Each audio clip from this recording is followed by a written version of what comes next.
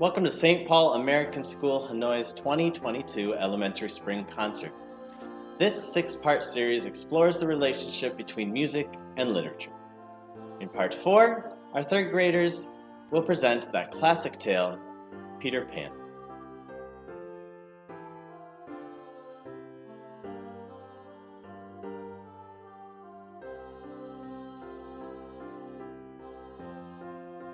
Hi there, I'm Peter Pan. You may know me as the boy who wouldn't grow up. That's because in Neverland, where I'm from, you can stay a kid forever.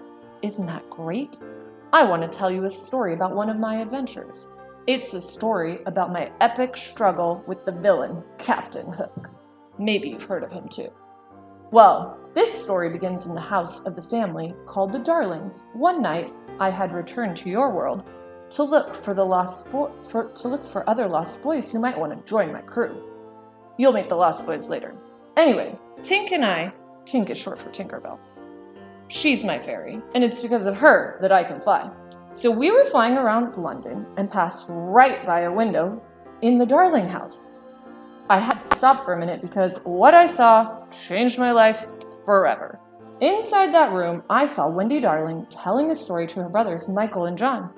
I thought to myself, now there's something we don't have in Neverland. We don't have anybody to tell us stories. So right then and there, I decided I had to bring Wendy to Neverland so that she could tell us stories all day and all night. Now, Tink wasn't very happy about this, but I knew she'd get over it. Wendy finished her story, and I gently tapped on the window. Now, I know that tapping on a stranger's window in the middle of the night wasn't the best idea, but I had a feeling that Wendy and her brothers would understand. Turns out they knew who I was. Peter Pan, they exclaimed. That's right. How'd you guys like to fly with me to Neverland? Wow, cool, Michael and John said together, but Wendy looked doubtful. Peter, she began. Peter, just where is Neverland, and how do we get there? We can't fly. Oh, now, imagine not knowing how to get to Neverland. I mean, you know how to get to Neverland, right? You don't? Oh well, it's easy. Second star to the right, and straight on to morning. Flying high in the sky, soon we'll be soaring. Just a sprinkle of fairy dust to leave behind your cares. One happy thought, and you'll be there. Second star to the right, and straight on to morning. Where adventure begins, but please heed this warning. There's pirates, fairies, and crocodiles, and danger everywhere. One happy thought, and you will be there. We could tell of a tale of Maria Lagoon or John Neverburn. But the story of Wendy, the darling Glendale, is the best that you ever heard. Second star to the right, and straight on to morning. Find yourself here and now, go start exploring. In this land where you don't grow up, if you do, you must beware. One happy thought, one happy thought, one happy thought, and you will be there. Second star to the right. I had to convince Tink to give us a little bit of her fairy dust, but soon we were off, soaring above the clouds on our way to Neverland. Of course, it was morning by the time we arrived, and I knew the Lost Boys would be off somewhere playing their favorite game, make-believe. Have you ever heard of make-believe? It's great. You pick a topic and then you pretend that you're on an adventure. Well, we had to fly around the island a few times before I found them, but as soon as I saw them running around the beach near the Mermaid Lagoon, I knew the Lost Boys had picked their favorite version of make-believe. They were pretending they had dug up Captain Hook's treasure chest and were imagining all the incredible things that must be inside.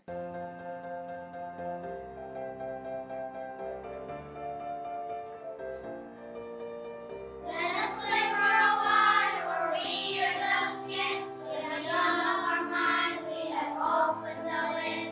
We can be anything, be a queen or a king. What fun we can have with this finger on the ring. There's first of all, we can wear from our name. And this statue of Jane will look greater than sleigh. But it's so nice, I will pay your price. To have something that's my own right. Our treasure chest, our treasure chest. With this gold we can play any part. A treasure chest, any treasure chest, can compare to the treasure in our heart.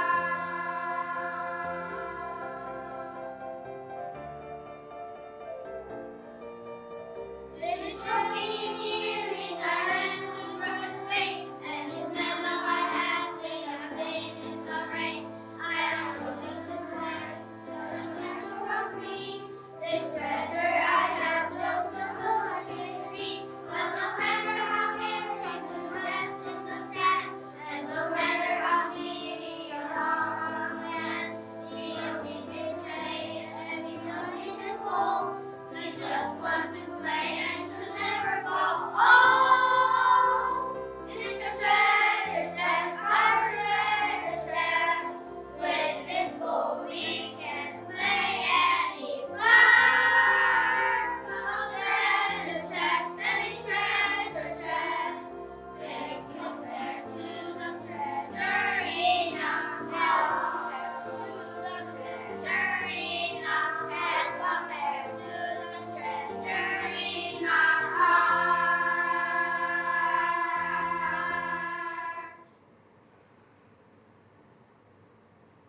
I suppose he's told you all about me. That I'm a nasty, evil, wicked old scoundrel. That simply isn't true.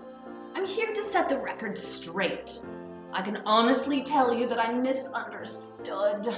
A tragic figure who's just trying to live the honest life of a pirate in a land surrounded by meddling mermaids and childish children. I bet you he didn't even tell you how I came to have a hook instead of a hand. Typical Peter. He's all me, me, me, instead of acknowledging that there are others on this island. Well, if he's not going to do it, then I will. Ladies and gentlemen, boys and girls, the true story of a poor sea captain and his hook.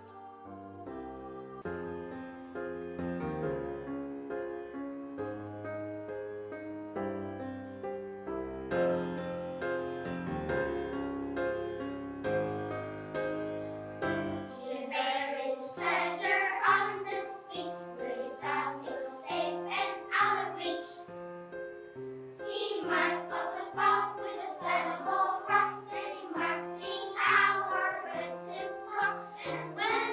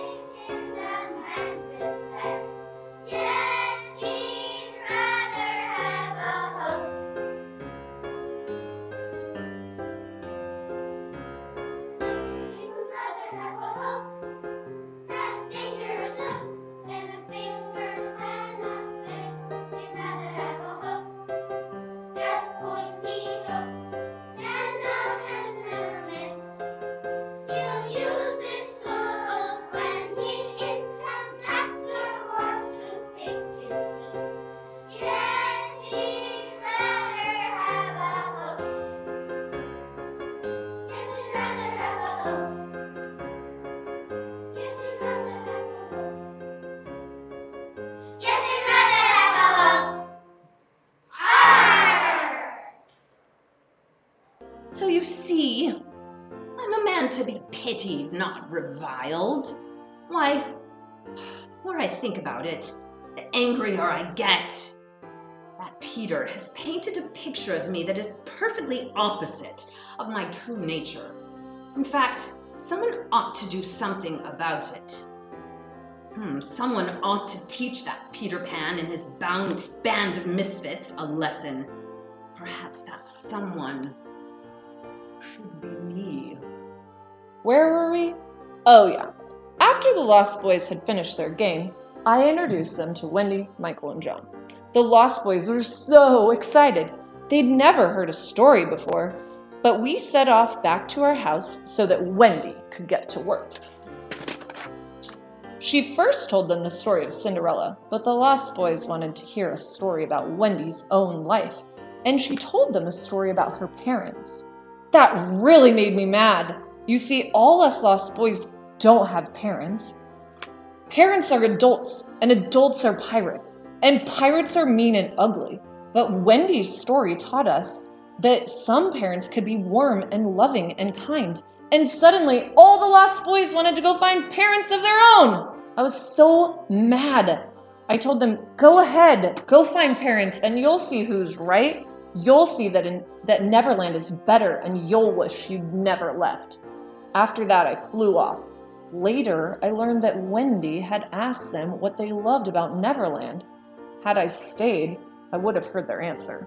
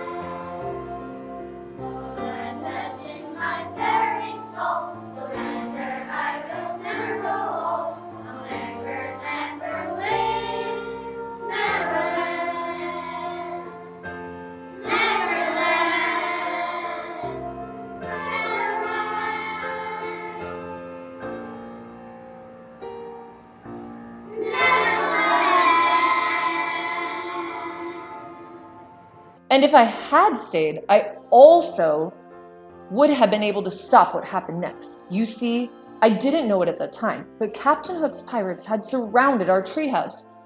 As soon as the Lost Boys had gone to sleep and turned out the lights, they pounced. Oh, You should have seen their faces when we crawled out of the shadows and took them by surprise. It was a cunning plan, if I do say so myself. This new girl, Wendy, had made Tinkerbell so very mad, jealous. I think of how Peter was treating her that she came straight to us. We convinced her that she had merely told us the location of Peter's hideout. We would simply remove this Wendy and her brothers from Neverland. That did the trick. She pointed out Hangman's Tree on the map, and we scooped her up in a cage so she couldn't change her mind and warn Peter that we were coming. I saw Peter fly away into the sky, probably off to see those annoying Neverlanders, and I knew the time had come. Not only did we grab Wendy and her brothers, but each and every one of those silly Lost Boys, too. We carried them back to the ship, and the next morning, I gave them a choice. Join our merry band, or walk the plank.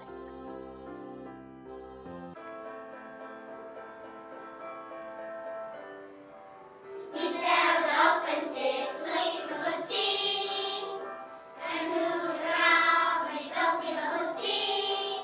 When we saw the sailing ship, we turned our planning to blow it out the water as our cannon. We aimed our biggest guns at the defenders, and we called to them, you better surrender. And they did not get to flee or attempt to notion. We sent them to the bottom of the ocean. The Jolly Roger pirate ship, a pirate ship, sing ho ho ho, sing ha ha ha, sing ho ha ho ha hee. And when the birds of the ship is pirate ship, sing ho ho ho, sing ha ha ha, sing ho ha ho ha hee. Nothing to pleasure than sailing out with treasure.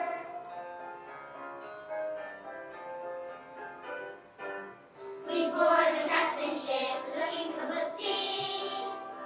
We soon out, we one fell so deep.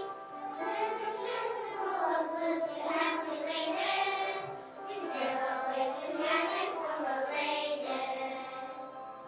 With no living soul we can outlive. Oh my Lord, it is thinking about us. So we made pirate lives, so we should live. Our answer is a song that's nothing to do with. The Jolly Roger pirate ship, a pirate ship, sing ho ho ho, sing ha ha ha, sing ho ha ho hee. And when the pirates pirate ship was pirate ship, sing ho ho ho, sing ha ha ha, sing ho ha ho ha hee. Nothing is within our reach, it's sailing out and flying.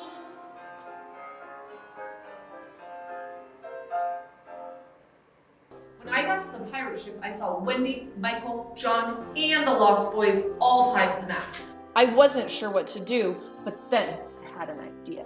While Hook was blathering on about how great he was at being a pirate, I put my plan into motion. Quietly at first, I began speaking tick-tock, tick-tock, tick-tock. Steadily, the sound grew louder. Tick-tock, tick-tock, tick-tock. When I heard that blasted clock, all the blood ran out of my face. I know, it was cowardly to do so, but I was scared for my life. That crocodile had haunted me, and since the day it swallowed my hand. While I was cowering from the sound, Peter had crept aboard the ship that was freeing my captives. Eventually, I discovered his ruse, however, and ordered my crew to attack.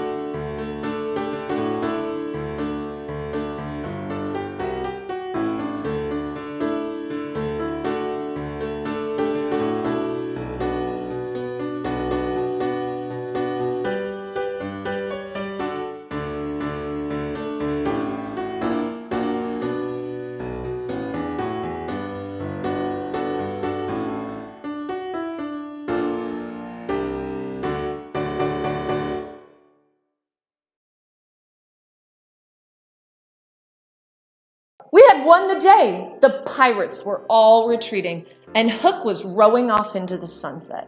By the time the real crocodile had appeared, you should have seen Hook row. But it wasn't all happy news, because after this, Wendy said it was time to go back to London, and all the Lost Boys decided to go with her. I was sad, but I knew I couldn't convince them to stay. And I couldn't even order them to stay, because then I'd be no better than that scoundrel, Captain Hook.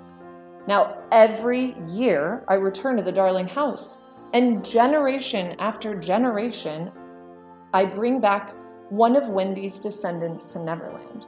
For a short time, we play games and make believe. We fight the pirates, hunt with the Neverlanders, and swim with the mermaids. It's good fun until they go back to London. But it doesn't matter to me anymore, for as long as children have imaginations, I will be there to take them to Neverland.